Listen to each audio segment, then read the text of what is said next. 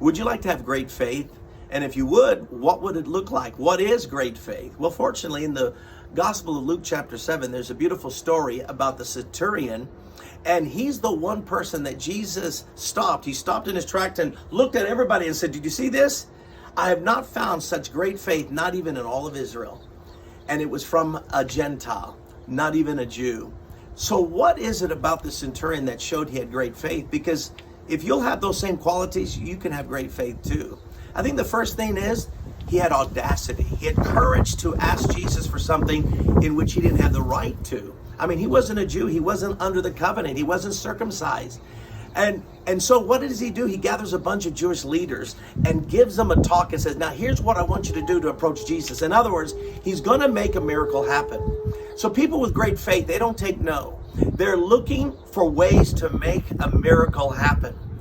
And of course, those Jews went on and talked Jesus into going to the man's house, the centurion's house, to heal his servant.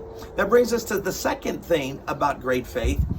He doesn't come for himself, he comes for his servant. Yeah, the centurion's not looking for healing for himself, but for his servant.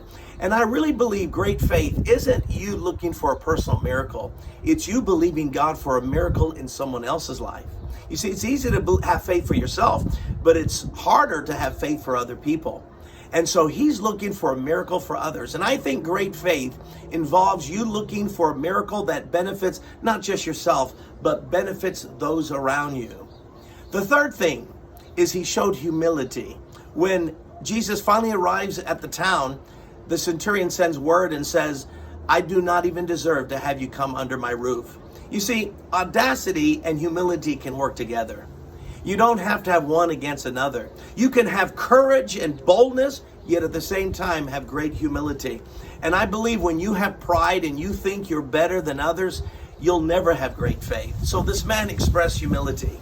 But the final thing he showed, he said to the Lord, through his emissaries, he said, just say the word and my servant will be healed.